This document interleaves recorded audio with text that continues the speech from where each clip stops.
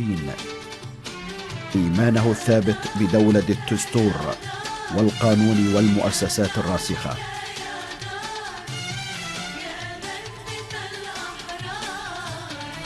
السادة أعضاء مجلس الأمة،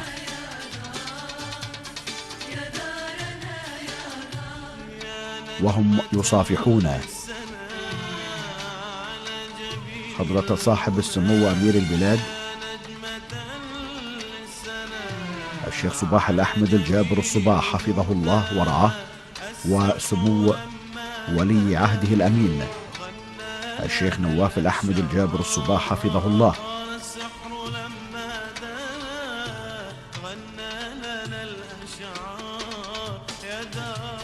وفي النطق السامي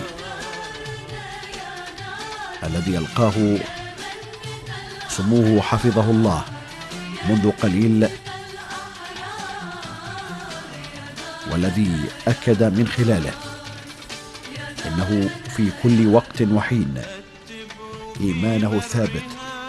بدولة الدستور والقانون والمؤسسات الراسخة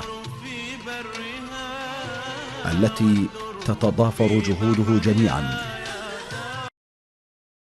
خير الوطن ورفعة ورخاء المواطنين في ظل أجواء الديمقراطية والشورى التي جبل عليها أهل الكويت حكاما ومحكومين منذ نشأة كويتنا الحبيب وعلى مر القرون الماضية.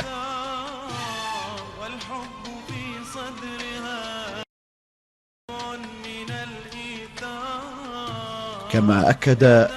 حضرة صاحب السمو أمير البلاد المفدى الشيخ صباح الأحمد الجابر الصباح حفظه الله ورعاه في النطق السامي بمحاربة الفساد أيا كان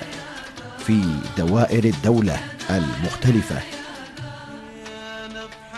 كما طالب سموه رعاه الله بتطوير العمل المؤسسات بإدارات الدولة المختلفة، كما طالب سموه بإنشاء هيئة لمكافحة الفساد. وكل هذا يصب بلا شك لمصلحة الوطن والمواطنين والمقيمين على أرضها، أرض الكويت الحبيبة.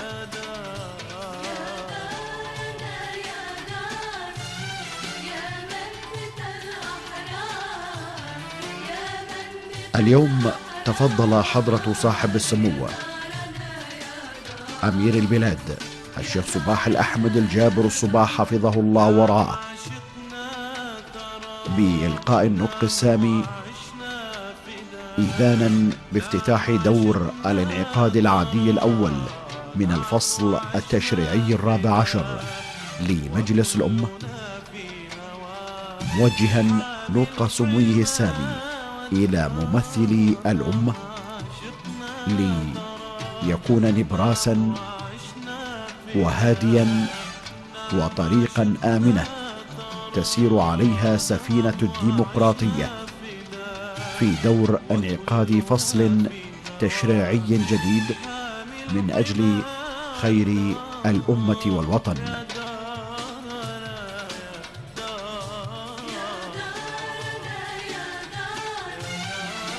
إن المسيرة الديمقراطية والممارسة البرلمانية التي تناهز 50 عاما حتى الآن، واليوم نحتفل واحتفلنا جميعا بافتتاح الفصل التشريعي الرابع عشر من مسيرة مجلس الأمة الخيرة، تؤكد للقاصي والداني تمسك أهل الكويت حكاما ومحكومين بتلك المسيرة والحفاظ عليها، كما أكدها حضرة صاحب السمو أمير البلاد الشيخ صباح الأحمد الجابر الصباح حفظه الله ورعاه في نطق سموه السامي، حين قال سموه: قدرنا أن نحرص على نظامنا الديمقراطي وأن ندافع عنه وأن نتمسك به ونحميه من كل جور على قيمه أو تجاوز على حدوده والخروج على أطره.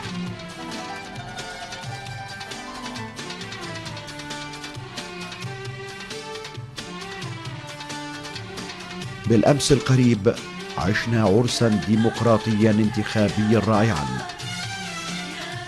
أشاد به العالم من أقصاه إلى أقصاه.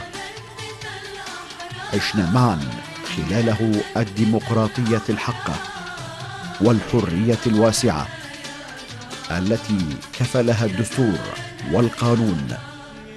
فكانت انتخابات مجلس الأمة نموذجا رائعا وعرسا كويتيا مبهجا عزف الجميع خلاله على قيثارة حب الكويت، وتغنت الحناجر بحب الكويت ولاء وانتماء، أرضا وسماء، تحت قيادة حكيمة من لدن حضرة صاحب السمو أمير البلاد الشيخ صباح الأحمد الجابر الصباح وسمو ولي عهده الأمين الشيخ نواف الأحمد الجابر الصباح حفظهم الله ورعاهما. مشاهدينا الكرام، صورة تذكارية ولوحة ديمقراطية بين حضرة صاحب السمو أمير البلاد حفظه الله ورعاه والسادة نواب مجلس الأمة وأصحاب المعالي الوزراء، خلية تعاون مثمر إن شاء الله في مرحلة متفائلة في مسيرة كويت العطاء.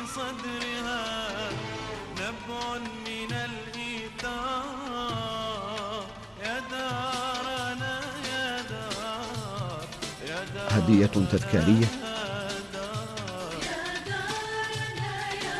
من رئيس مجلس الأمة والسادة أعضاء مجلس الأمة لحضرة صاحب السمو أمير البلاد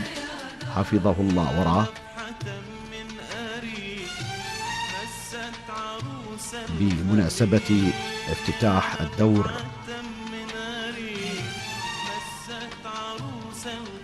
الانعقاد العادي الأول من الفصل التشريعي الرابع عشر لمجلس الأمة. حديث متبادل من والد الجميع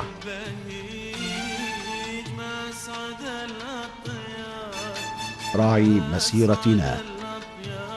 الحاضرة والمستقبلية، حضرة صاحب السمو أمير البلاد المفدى الشيخ صباح الأحمد الجابر الصباح حفظه الله ورعاه، وبمعيته دائما سمو ولي عهده الأمين الشيخ نواف الأحمد الجابر الصباح حفظه الله.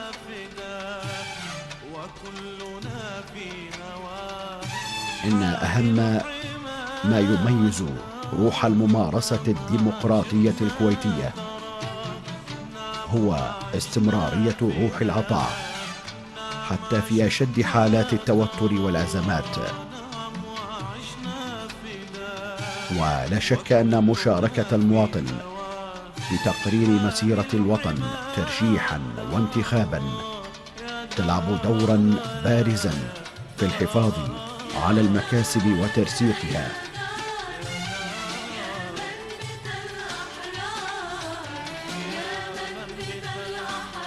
أيها الأخوة، لقد نجح مجلس الأمة الكويتي في أن يكون الأداة الديمقراطية التي أتاحت للجميع الفرصة للتعبير والمشاركة في صنع القرارات، ونجح أيضا كمؤسسة تشريعية حقيقية أفرزت للمجتمع الكويتي المؤسسات والآليات السياسية التي أسهمت في رحلة التطور التي شهدتها دولة الكويت،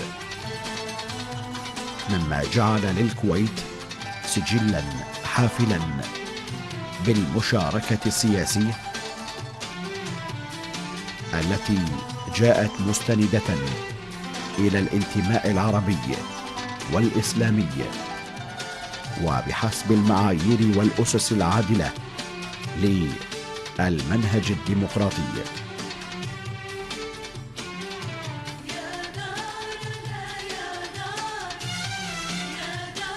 إن التجربة الديمقراطية الكويتية هي ديمقراطية نابعة من عقيدة الشعب الكويتي المسلم وتاريخه وبيئته الخاصة،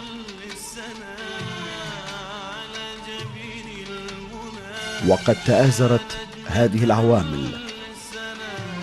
على قيام صيغة من الممارسة الديمقراطية نابعة من تجربة هذا الوطن التي تتنوع فيه الآراء والتوجهات وتمارس حريات التعبير في ظل مناخ من الحرية والود والتسامح والشورى وسيادة القانون وعلاء مصلحة الوطن فوق كل اعتبار.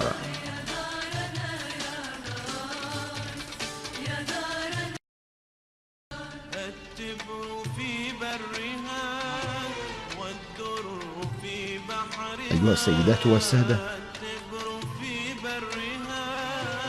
في هذه اللحظة يغادر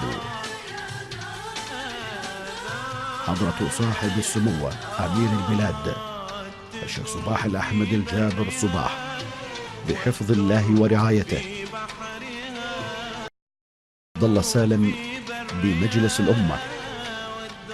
بعدما افتتح سموه دور الانعقاد العادي الأول من الفصل التشريعي الرابع عشر لمجلس الأمة،